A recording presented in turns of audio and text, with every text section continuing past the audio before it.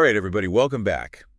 I'm so excited for this deep dive because we are talking about something that I think a lot of singers struggle with. Absolutely. Yeah, and that is consistency. Yes. You have those days where your voice is like, oh my gosh, I could hit every note. I could do all the runs. I could do all the riffs. Yeah, you're on fire. I'm on fire today. Yep. And then you have those days where it's like, oh, can I even sing today? What Right. is going on? Totally. We want to kind of unpack that a little bit today, and we have some really interesting sources about this idea of muscle memory when it comes to singing. I'm Yes. kind of curious what you think about that idea. Well, it's funny. When you think about training your voice, it's very much like training any other muscle in your body. Really? Like, you wouldn't go to the gym and try to lift like 300 pounds without working your way up to that. Yeah, that's a good point. And it's the same with your voice. Oh, okay. You have to build up that strength and the coordination. So are you saying that like some of those inconsistencies we're talking about, Mm-hmm. they might be because we're not physically strong enough yet to support the sound we're trying to make? It definitely could be part of it. Yeah. Interesting. Like, you need to build that muscle memory to support all of the things you want to do. And I'm kind of curious about that phrase muscle memory. Yeah. Because, we always hear that when we're talking about like, oh, if you learn to ride a bike, you never forget. Or, learning to type or something like that. But Right. what does that actually mean for your voice? So it's basically when you repeat an action so many times that your muscles kind of learn the pattern, Okay. and they can do it without you having to think about it so much consciously. So it becomes like an automatic thing. Exactly. So I don't have to like literally tell my vocal cords, Mm. okay, now do this. Now go here, now do this. Exactly. My body just knows Right. because I've done it so many times. Exactly. It's like when you're first learning to ride a bike, you're thinking about every single movement, Yeah. you know? Oh, yeah, you're wobbling all over You're things. wobbling. Yeah, you're like, Uh. oh my gosh, don't fall, don't fall. Pedal, pedal, pedal. Yeah, exactly. But then once you get it, it's like you just get on and you go. You're just cruising. Right. And you're not even thinking about it. Exactly. And that's what you want with your voice. That's kind of amazing. Yeah. So one of the sources talks about this analogy of like carving a riverbed for your voice. Oh, yeah, that's a good one.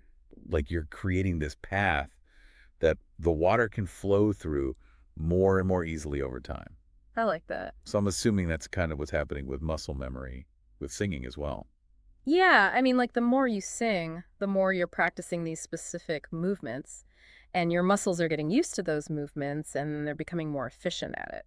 So does that mean then that every time I sing, I am developing muscle memory?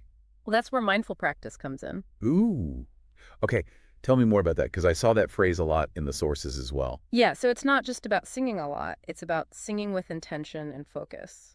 Okay, so paying attention to your technique, your breath control, your tone, making sure you're not straining or creating any bad habits.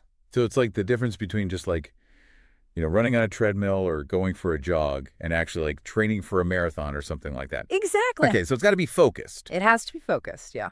So what are some things that I should be focusing on when I'm doing these mindful practice sessions? Well, one of the sources actually mentioned something really interesting about focusing on micro movements. Micro movement. Yeah, like the tiny little movements of your vocal cords. Oh, wow. So I have to like really be paying attention to what's happening in there. Yeah, and it's especially important during warm-ups Okay. to kind of like wake up those muscles and make sure they're moving correctly.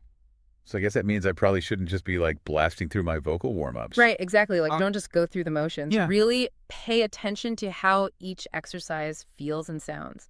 Wow, that's so interesting because I'll admit I am one of those people who's like, okay, I got to get through the warm-up so I can get to the good stuff. Yeah, but the warm-up is so important for building that muscle memory and preventing injury. Okay, that's a good point. Yeah. We talk a lot on this show about how to sing safely and, not hurt yourself. Absolutely. So I guess the warm-up is a big part of that. Huge part. Yeah. So it's not just like, oh, I'm just going to get my voice warmed up. Right. It's like, no, this is actually training my muscles. It's training. Yeah. So it sounds like this mindful practice thing is really important. But is there anything else that we need to be thinking about when we're trying to develop this muscle memory for singing?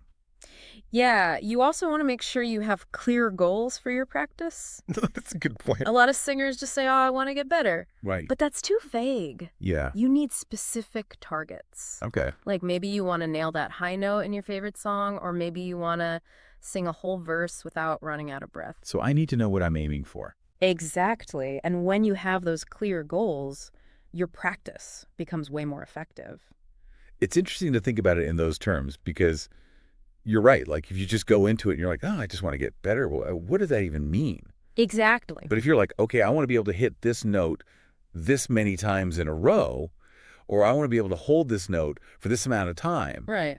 then you actually have something to work towards. Yeah, you have a benchmark to measure your progress. Okay, so we're talking about muscle memory and how it can help us be more consistent with our singing.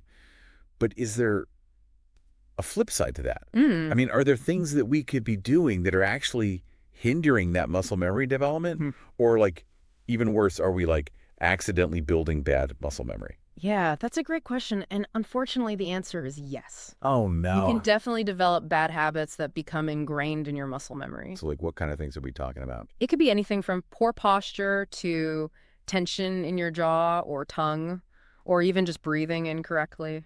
Oh, wow. So even if I think I'm practicing really well, Right. I could actually be making things worse. Exactly. And it's really hard to break those bad habits once they're ingrained. So how do we avoid that? Well, that's where mindful practice comes in again. Okay, You have to be really aware of your body and what it's doing when you sing, that makes sense. and correct those bad habits as soon as you notice them. Wow, this whole idea of muscle memory is so fascinating Yeah. and a little bit scary at the same time. Yeah. It's powerful. It's powerful because, we're talking about building this muscle memory, and that can be really good. But if we're not careful, we could be building the wrong kind of muscle memory. Right. That's going to hold us back. And that's why consistent mindful practice is so important. It all comes back to that, doesn't it? It does.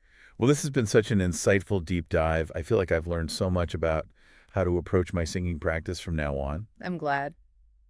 Muscle memory, you are officially on my radar. Awesome. Thanks so much for breaking all of that down for us. You're welcome. And thank you all for listening.